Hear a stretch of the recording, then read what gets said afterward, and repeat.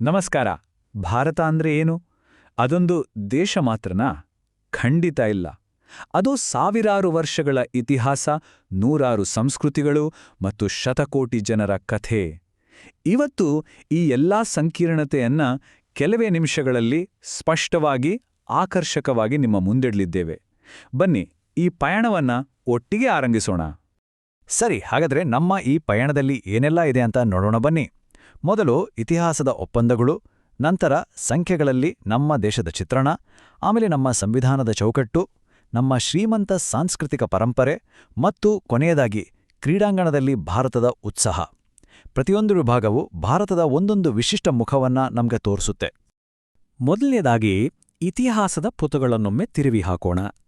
ಭಾರತದ ಇತಿಹಾಸವನ್ನ ರೂಪಿಸಿದ ಕೆಲವು ಪ್ರಮುಖ ಕ್ಷಣಗಳು ಮತ್ತು ವ್ಯಕ್ತಿಗಳ ಮೇಲೆ ಈಗ ಗಮನ ಹರಿಸೋಣ.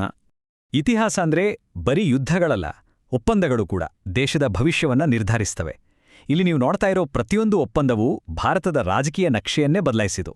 ಇದು ಬರೀ ಗಡಿಗಳನ್ನ ಬದಲಾಯಿಸಿದಲ್ಲ, ಮರಾಠರು, ಮೊಘಲರು ಮತ್ತು ಬ್ರಿಟಿಷರಂತಹ ದೊಡ್ಡ ಶಕ್ತಿಗಳ ನಡುವೆ ಅಧಿಕಾರದ ಸಮೀಕರಣವನ್ನೇ ಸಂಪೂರ್ಣವಾಗಿ ಬದಲಾಯಿಸಿಬಿಡ್ತು. ಇದು ನೋಡಿ, ಮೌರ್ಯ ಸಾಮ್ರಾಜ್ಯದ ಇಬ್ಬರು ಮಹಾನ್ ದೊರೆಗಳು. ಒಂದೆಡೆ ಸಾಮ್ರಾಜ್ಯಕ್ಕೆ ಅಡಿಪಾಯ ಹಾಕಿದ ಚಂದ್ರಗುಪ್ತ, ಇನ್ನೊಂದೆಡೆ ಆ ಸಾಮ್ರಾಜ್ಯವನ್ನ ಮುನ್ನಡೆಸಿದ ಅವನ ಮಗ ಬಿಂದುಸಾರ.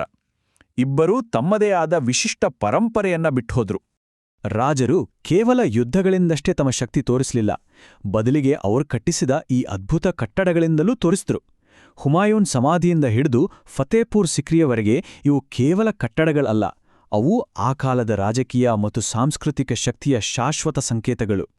ಸರಿ, ಇತಿಹಾಸದಿಂದ ಈಗ ವರ್ತಮಾನಕ್ಕೆ ಬರೋಣ, ಅಂದ್ರೆ ಸಂಖ್ಯೆಗಳ ಜಗತ್ತಿಗೆ. 2011ರ ಜನಗಣತಿಯ ಡೇಟಾ ಬಳಸಿ ಇವತ್ತಿನ ಭಾರತದ ಜನಸಂಖ್ಯೆ ಮತ್ತು ಆರ್ಥಿಕತೆಯನ್ನ ನೋಡೋಣ. ಈ ಒಂದು ಸಂಖ್ಯೆಯನ್ನ ಗಮನಿಸಿ, 6,40,000ಕ್ಕೂ ಹೆಚ್ಚು. ಅಬ್ಬಾ, ಇದು ನಿಜವಾದ ಭಾರತ, ಅಂದ್ರೆ ಹಳ್ಳಿಗಳ ಭಾರತದ ಚಿತ್ರಣವನ್ನ ನಮ್ಮ ಕಣ್ಣು ಮುಂದೆ ತರ್ತೆ. ಇದು ನಮ್ಮ ದೇಶದ ಸರಾಸರಿ ಜನಸಾಂದ್ರತೆ. ಆದ್ರೆ ಈ ಸಂಖ್ಯೆ ಹಿಂದೆ ಒಂದು ದೊಡ್ಡ ಕಥೆ ಇದೆ ಗೊತ್ತಾ? ಕೆಲವು ಕಡೆ ಜನಸಂಖ್ಯೆ ಎಷ್ಟು ದಟ್ಟವಾಗಿದೆ ಮತ್ತು ಕೆಲವು ಕಡೆ ಎಷ್ಟು ವಿರಳವಾಗಿದೆ ಅಂತ ಮುಂದೆ ನೋಡೋಣ. ಒಂದ್ಸಲ ಈ ವ್ಯತ್ಯಾಸವನ್ನ ನೋಡಿ.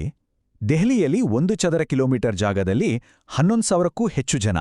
ಅದೇ ಅರುಣಾಚಲ ಪ್ರದೇಶದಲ್ಲಿ ಬರೀ 17 ಜನ.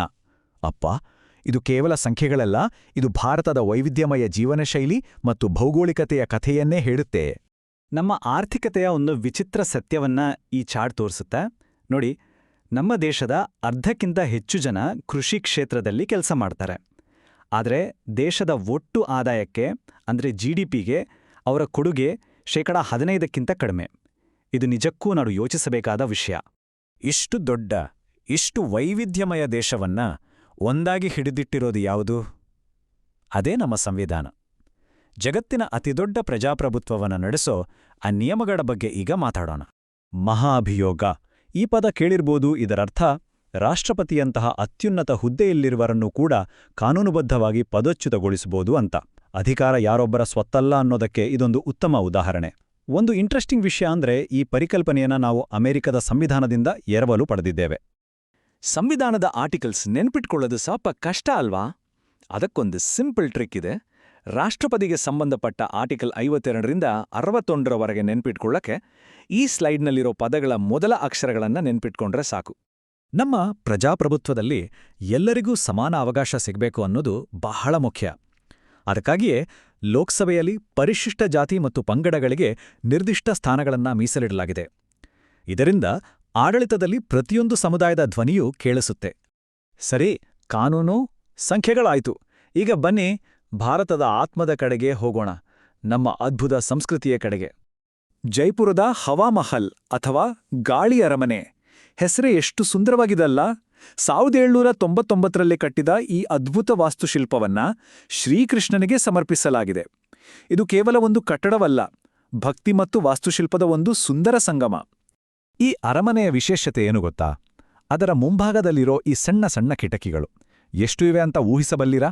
ಬರೋಬ್ಬರಿ 953. ಅರಮನೆಯ ಮಹಿಳೆಯರು ಹೊರಗಿನ ಪ್ರಪಂಚವನ್ನ ನೋಡೋದಕ್ಕೆ ಈ ಕಿಟಕಿಗಳು ಸಹಾಯ ಮಾಡ್ತಿದ್ವು. ಘೂಮರ್, ಝೂಮರ್ ಕೇಳೋಕೆ ಒಂದೇ ಥರ ಇದ್ರೂ ಇವೆರಡು ಬೇರೆ ಬೇರೆ. ಒಂದು ರಾಜಸ್ಥಾನದ ಮರಳುಗಾಡಿನ ಸೊಗಡಾದ್ರೆ ಇನ್ನೊಂದು ಪಂಜಾಬ್ನ ಹಸಿರು ಹೊಲಗಳ ಸಂಭ್ರಮ. ಒಂದೇ ದೇಶದಲ್ಲಿ ಎಷ್ಟೊಂದು ವೈವಿಧ್ಯತೆ ಅಲ್ವಾ? ಹಾಗಾದ್ರೆ ನಮ್ಮ ಪಯಣದ ಕೊನೆಯ ಹಂತಕ್ಕೆ ಬಂದಿದ್ದೀವಿ. ಈಗ ಮಾತಾಡೋಣ ಆಟದ ಬಗ್ಗೆ, ಅಂದ್ರೆ ಕ್ರೀಡೆಗಳ ಬಗ್ಗೆ. ಕ್ರೀಡಾ ಪ್ರೇಮಿಗಳಿಗೆ ಇಲ್ಲೊಂದು ಸಣ್ಣ ಪ್ರಶ್ನೆ. ಹ್ಯಾಂಡ್ಬಾಲ್ ಆಟದಲ್ಲಿ ಗೋಲ್ ಕೀಪರ್ ಬಿಟ್ಟು ಮೈದಾನದಲ್ಲಿರೋ ಆಟಗಾರರ ಸಂಖ್ಯೆ ಎಷ್ಟು? ಯೋಚಿಸಿ ನೋಡಿ. ಉತ್ತರ 6. ತಂಡದಲ್ಲಿ ಒಟ್ಟು 7 ಜನ ಇರ್ತಾರೆ, ಆದರೆ ಫೀಲ್ಡ್ನಲ್ಲಿ ಆಡೋದು 6 ಜನ ಮಾತ್ರ. ಜೊತೆಗೆ ಒಬ್ಬ ಗೋಲ್ ಕೀಪರ್. ಆಹಾ, ಕ್ರಿಕೆಟ್! 2007 ರಂಡಿ ನಾವು ಮೊದಲ T20 ವಿಶ್ವಕಪ್ ಗೆದ್ದ ಕ್ಷಣ ನೆನ್ಪಿದ್ಯಾ? ಅಲ್ಲಿಂದ ಶುರುವಾದ ಪಯಣ 2024ರಲ್ಲಿ ಮತ್ತೆ ಕಪ್ ಗೆಲ್ಲುವರೆಗೂ ಸಾಗಿದೆ. ಇದೊಂದು ಅದ್ಭುತ ಪಯಣ ಅಲ್ವಾ? ಹಾಗಾದ್ರೆ ಇವತ್ ನಾವು ಏನೆಲ್ಲ ನೋಡಿದ್ವಿ? ಇತಿಹಾಸದ ಒಪ್ಪಂದಗಳಿಂದ ಹಿಡಿದು ಜನಸಂಖ್ಯೆಯ ಅಗಾಧತೆ, ನಮ್ಮ ಸಂವಿಧಾನದ ಶಕ್ತಿ ಮತ್ತು ನಮ್ಮ ಸಂಸ್ಕೃತಿ ಕ್ರೀಡೆಯ ವೈಭವದವರೆಗೆ ಇವೆಲ್ಲವೂ ಸೇರಿಯೇ ಇವತ್ತಿನ ಭಾರತ. ಕೊನೆಯದಾಗಿ ಒಂದು ಪ್ರಶ್ನೆ. ಜನಸಂಖ್ಯೆ, ಆರ್ಥಿಕತೆ, ಸಂಸ್ಕೃತಿ ಎಲ್ಲವೂ ಇಷ್ಟು ವೇಗವಾಗಿ ಬದಲಾಗ್ತಿದೆ. ಹಾಗಾದ್ರೆ ನಾಳಿನ ಭಾರತದ ಕಥೆಯನ್ನ ಈ ಸಂಖ್ಯೆಗಳಲ್ಲಿ ಯಾವುದು ಬರೆಯಲಿದೆ? ಯೋಚಿಸಿ. ಇನ್ನೂ ಈ ತರಹ ಹೆಚ್ಚು ವಿಡಿಯೋಗಾಗಿ ನಮ್ಮ ಚಾನೆಲ್ ಸಬ್ಸ್ಕ್ರೈಬ್ ಮಾಡ್ಕೊಳ್ಳಿ. ಹಾಗೆ ನಿಮ್ಮ ಅನಿಸಿಕೆನ ಕೆಳಗಡೆ ಕಮೆಂಟ್ ಮಾಡಿ. ಹೌದು. ಸಿಗೋಣ ಮುಂದಿನ ವಿಡಿಯೋದಲ್ಲಿ. ನಮಸ್ಕಾರ.